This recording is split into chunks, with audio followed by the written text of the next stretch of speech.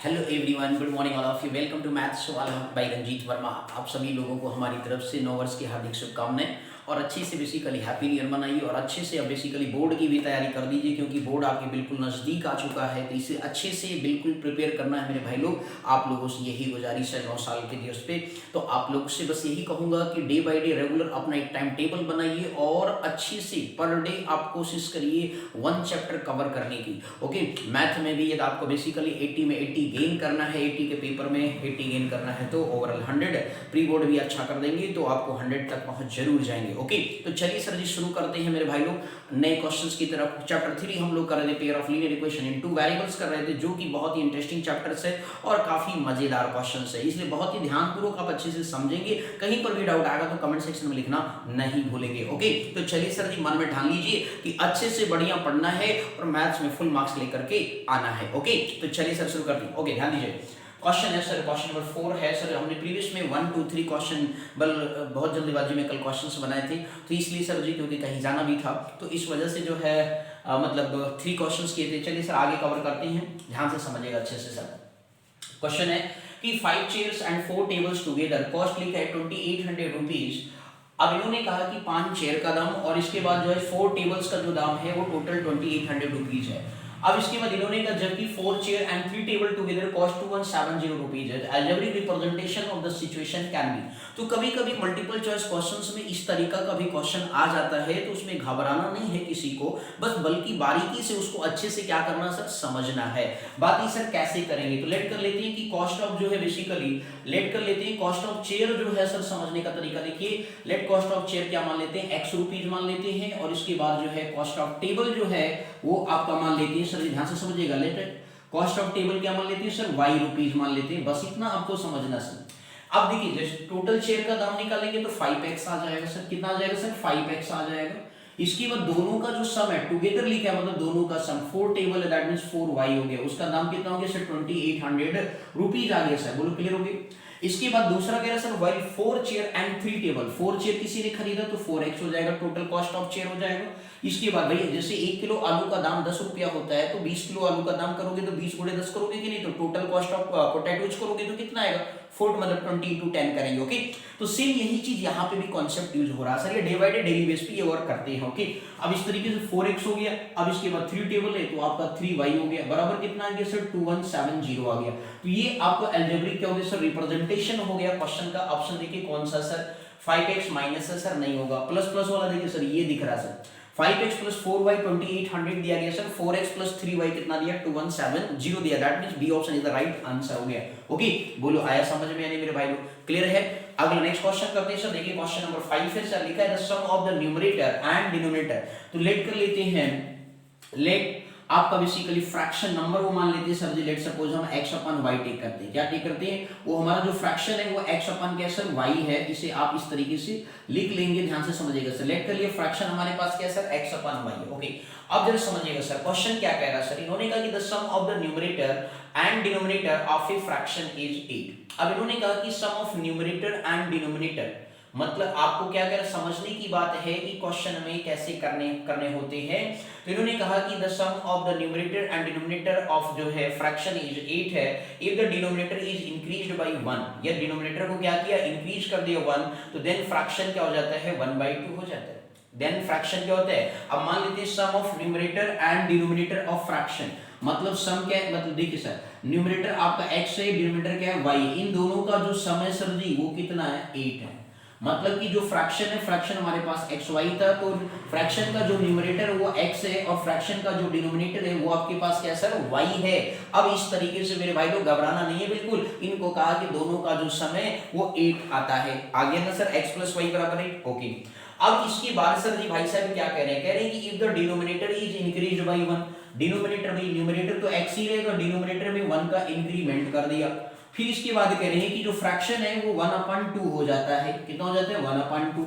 तो x अपन कितना हो गया भाई, न्यूमरेटर एज इट इज रहा, डिनोमिनेटर का मतलब उन्होंने डिनोमिनेटर में 1 का इंक्रीमेंट कर दिया। अब भैया 1 का इंक्रीमेंट कर दिया तो 1 बढ़ा दिया, तो उस केस में फ्रैक्शन क्या होता है, 1/2 हो जाता है। जरा ऑप्शन चेक करिए सर, इन्होंने कहा अलजेब्रिक रिप्रेजेंटेशन बताइए, समझ में आ गया भी। हमने वो फ्रैक्शन क्या माना, x/y माना, बोला कि फ्रैक्शन न्यूमरेटर और डिनोमिनेटर का जो सम है वो 8 है, और ये जब हम बेसिकली डिनोमिनेटर में 1 का इंक्रीमेंट कर देते हैं तो उस पर्टिकुलर केस में फ्रैक्शन जो है x/y + 1 जो है 1/2 हो जाता है। ऑप्शन जरा चेक करिए, क्या पहला है, नहीं है, ऑप्शन बी नहीं है, ऑप्शन सी नहीं है, तो बचा कौन सा भैया, D, x + y x/y + 1 = 1/2 is the right answer. बोलो आया समझ में, यानी क्लियर हो गया मेरे भैया लोग। आगे नेक्स्ट क्वेश्चन देखते हैं, क्वेश्चन नंबर 6 है, the values of x and y satisfying the two equations, the values of x and y satisfying the two equations लिखा है sir 32x + 33y = 34 and 33x + 32y = 31 respectively. मैंने कल आपको सिखाया था कि सर जी देखिए इसको आप बाई ऑप्शन करें, क्या करेंगे sir, by option. By option में सॉल्विंग में यदि आप ध्यान से देखें सर, यदि आप पहला ऑप्शन रखते हैं -1, 2, जरा देखिए सर, ये -1 रखेंगे तो 32 × -1 करेंगे तो -32 आएगा, और इसके बाद प्लस क्या है 2 है सर, तो 33 का टेबल 2 बार पढ़ेंगे तो कितना हो जाएगा सर, 66 हो जाएगा। अब इसको माइनस दे, 6 में से 2 गया 4, 6 में से 3 गया 3, 34 आ रहा है सर, ऑप्शन राइट है। मतलब पहला पार्ट के लिए सही है, दूसरे पार्ट के लिए देखिए सर -1 रखेंगे तो -33 आएगा। अब 32 का टेबल 2 बार पढ़ेंगे तो सर जी 64 आएगा सर, कितना आएगा भैया लोग, 64 आएगा। अब देखो 4 में से 3 गया 1, 6 में से 3 गया 3, 30, अरे वाह भाई क्या बात है, पहले वो ऑप्शन राइट हो गया। बोलो आया समझ में, नहीं क्लियर है। अब बात है सर जी ये क्या रहा है सर, चेक और सही हो रहा है। बात है सर दूसरा भी चेक करके देख लेते हैं, -1 है सर जी, आपने रखा -1 तो -32 हो गया, और इसके बाद 4 है सर, अब 33 × 4 करोगे सर, वो तो बहुत ही ज्यादा नंबर हो जाएगा, 34 के तो करीब भी नहीं आने वाला, तो ये ऑप्शन तो किसी सपने में भी नहीं हो सकता। फिर 1, -2 सर या माइनस में आएगा, ये दोनों ऑप्शन तो 4 वाले कभी हो नहीं सकते बच्चे, ये दोनों, तो ये वाला कभी नेगेटिव वाला हो नहीं सकता। क्यों नहीं हो सकता, उसका एक रीजन है सर, देखिए सर, क्योंकि पॉजिटिव में आंसर है। आप देखो बड़ा माइनस छोटा क्या होता है, हमेशा बड़ा माइनस छोटा होता है, लेकिन अब देखिए -2 रखोगे तो -64 हो जाएगा, तो -31 आ जाएगा। बात क्लियर है कि नहीं, तो हमें प्लस वाला चाहिए, तो ऑप्शन नंबर कौन सा हो गया, ए इज द राइट आंसर हो गया। बोलो आया समझ में नहीं, तो देख लो कितने बिल्कुल सिंपल तरीके के क्वेश्चंस आपके मल्टीपल चॉइस क्वेश्चंस होते हैं। तो मैथ्स वाला का मतलब है मल्टीपल चॉइस क्वेश्चन इज बिल्कुल सिंपल वे, आई बात समझ में आ नहीं, तो इसलिए करके ध्यान से अच्छे से समझिए और अच्छे से क्वेश्चन को अप्रोच को ठीक सीखिए और आगे फटाफट क्वेश्चन करते जाइए, अच्छे से मार्क्स लेकर आइए मेरे भाई बहनों। चलिए सर नेक्स्ट क्वेश्चन की तरफ फर्दर मूव करते हैं, काफी इंटरेस्टिंग क्वेश्चन है, बस आप ध्यान से देखेंगे और अच्छे से समझेंगे मेरे भाई बहनों। चलिए सर नेक्स्ट क्वेश्चन नंबर जो नेक्स्ट है वो भी काफी इंटरेस्टिंग क्वेश्चन है, बस आप ध्यान से देखिएगा। बिल्कुल क्वेश्चन नंबर 3 की तरह है, बट थोड़ा सा उसमें क्या है, माइनर चेंज है। वही माइनर चेंज हमें क्या करना सर, सीखना है। देखिएगा सर बड़ा अच्छा क्वेश्चन है, तो ये आज के हिसाब से क्या हो गया सर जी, 4, 5, 6, 7 नंबर क्वेश्चन होगा सर। क्वेश्चन नंबर 7 कह रहा है कि सर जी इफ, ध्यान दीजिएगा सर, लिखा है इफ 217x प्लस आपका लिखा हुआ सर जी 131y लिखा हुआ है, इक्वल टू आपके पास क्या है सर जी 913 लिखा हुआ है, क्लियर। इसके बाद सर दूसरा इक्वेशन दिया 131x लिखा है, और प्लस आपका क्या लिखा हुआ सर जी, आपका 217y लिखा हुआ है, इक्वल टू आपके पास क्या दिया गया सर जी 827 दिया है।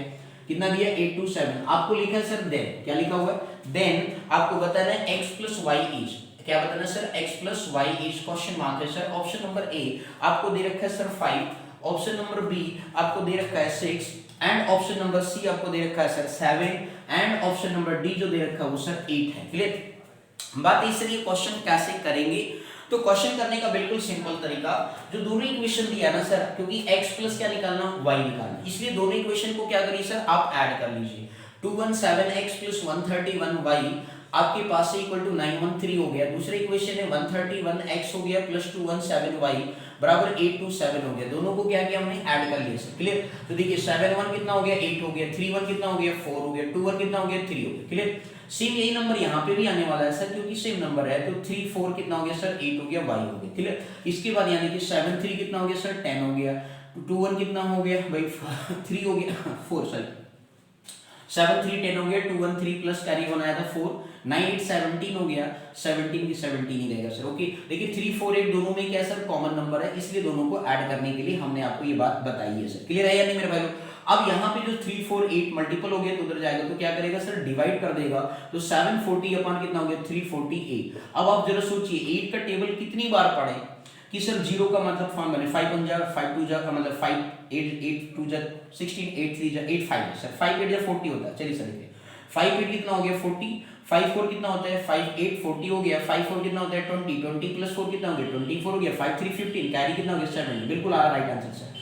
5 बार टेबल पढ़ने से क्या हो रहा है सर, कैंसिल हो रहा है, दैट मींस x + y बराबर क्या आ गया सर 5 आ गया। अब देखिए सर कितना ही आसान सा क्वेश्चन था आपके लिए, बिल्कुल सिंपल सा। तो इस तरीके के जो क्वेश्चन कभी-कभी आ जाते हैं x + y, तो जिस तरह इक्वेशन गिवन होगा ध्यान से आप कोफिशिएंट देख लेंगे, फिर ऐड करके इस तरीके से फाइंड आउट कर सकते हैं। चलिए एक बड़ा इंटरेस्टिंग क्वेश्चन, छोटा सा नन्हा सा प्यारा सा क्वेश्चन नंबर 5 है सर, जरा देखिएगा। लिखा हुआ द लाइंस लिखा है सर, द लाइंस x बराबर आपको दे रखा है सर a एंड y बराबर क्या दे रखा है सर b दे रखा है। इसके बाद बोला सर r।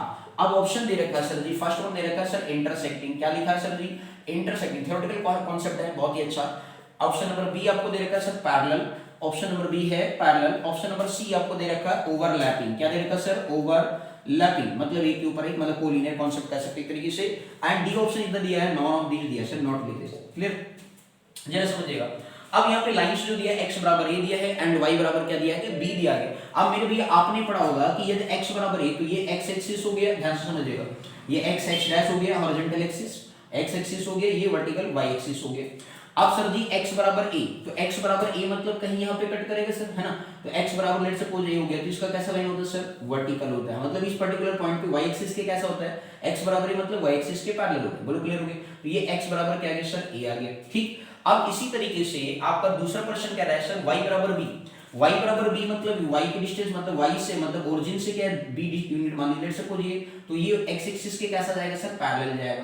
कहां जाएगा सर जी पैरेलल। क्लियर हो गया, ये y बराबर किसकी है b है, तो ये जो कॉमन पॉइंट है सर ये x बराबर यहां से यहां तक की डिस्टेंस क्या है b है और ये डिस्टेंस कितना a है, तो दैट मींस का कोऑर्डिनेट क्या हो गया a, b, मतलब कि जो x बराबर a है y बराबर b है वो a, b पॉइंट पे क्या करेगा सर इंटरसेक्ट करेगा, क्योंकि x बराबर a का मतलब हो गया यहां से यहां तक का डिस्टेंस c हो गया और यहां से यहां तक का डिस्टेंस क्या हो गया सर b हो गया, तो इस तरीके से कोऑर्डिनेट क्या आ गया a, b आ गया। तो इस तरीके से कौन सा ऑप्शन बनेगा सर इंटरसेक्टिंग हो गया, क्या हो गया सर जी इंटरसेक्टिंग हो गया, option number A is the right answer हो गया।